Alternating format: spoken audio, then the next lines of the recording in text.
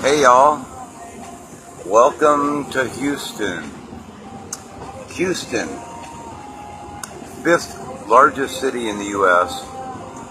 and the traffic to prove it.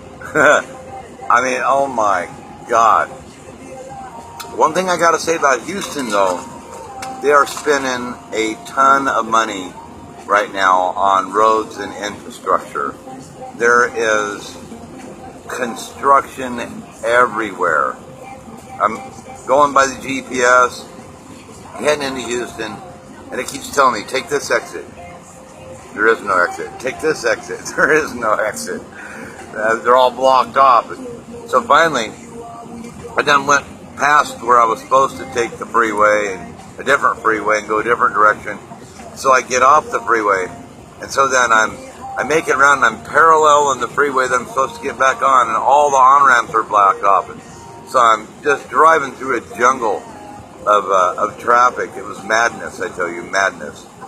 And I have the updated trucker GPS that's supposed to tell you all the traffic revisions. Wrong. So I just had to rely on my male superior sense of direction, and I'll get some some text about that. But I made it. So anyway, so I get to this place to deliver my second drop. Hebut Grocers. Hebut. Now think about that. Wouldn't it be a lot better if they call it Herbut? I mean, doesn't everybody like Herbut better than Hebut? I don't know. Hebut, what a really weird name. But it's suitable because the Hebut Grocer in Houston is ass, I tell you. It is so asinine.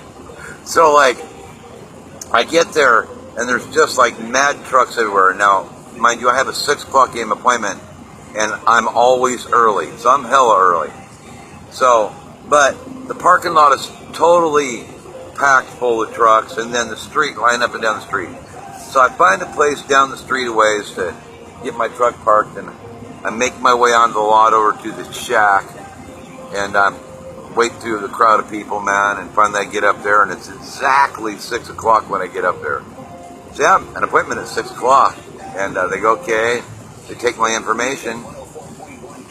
They said, okay, well, we'll let you know when we got a door. And it's like, well, don't you want my cell phone number? And they're like, oh, you don't have a CB radio? Like, no. I have a cell phone, though. Oh, well, we don't do cell calls. Well, why not? They said, because our company refuses to pay for long distance. And I go, well, if you got a cell phone, it's not long distance. Yeah, but they're not going to pay for that. Oh, I see. So you got an armed security guard running up and down the street, beating on truck doors, trying to find people when the door is ready for them. And the door is like empty for a long period of time because they're trying to find and 150 trucks out there. They're trying to find the person that, hey, your door's ready. And the other alternative is to stand there in a crowd of people, and about every half hour they come out and call out truck numbers. And you can be there for hours. And you got these guys that drove there from God knows where. Oh, I came from Washington all the way here, that would really like to get 2 or 3 hours sleep if they can, but they can't because they got to be on their toes to try and get their door so they can get unloaded.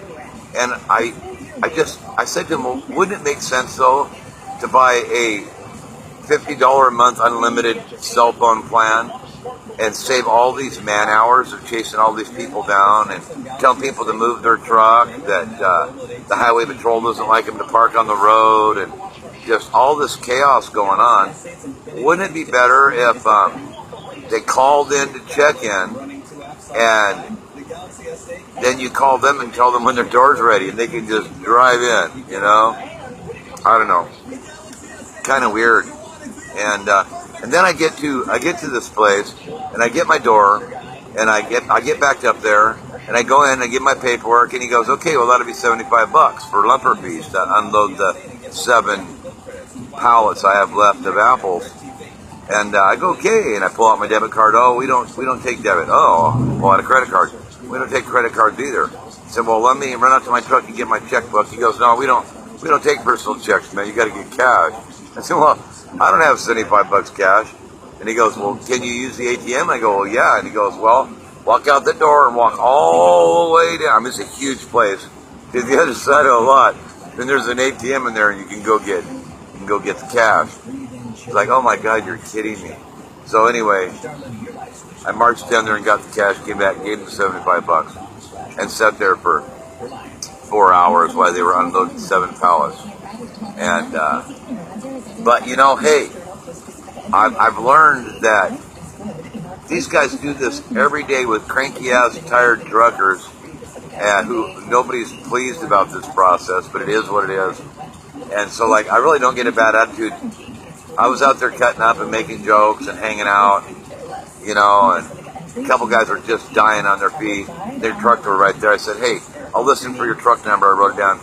Go ahead, man, you know, and go get some rest, man. And, like, they were hella thankful, man. And, you know, you do stuff like that because you run into these guys. Like, I ran into a lot of people that my first drop in San Antonio, when I came here, I was running into people that I seen over there.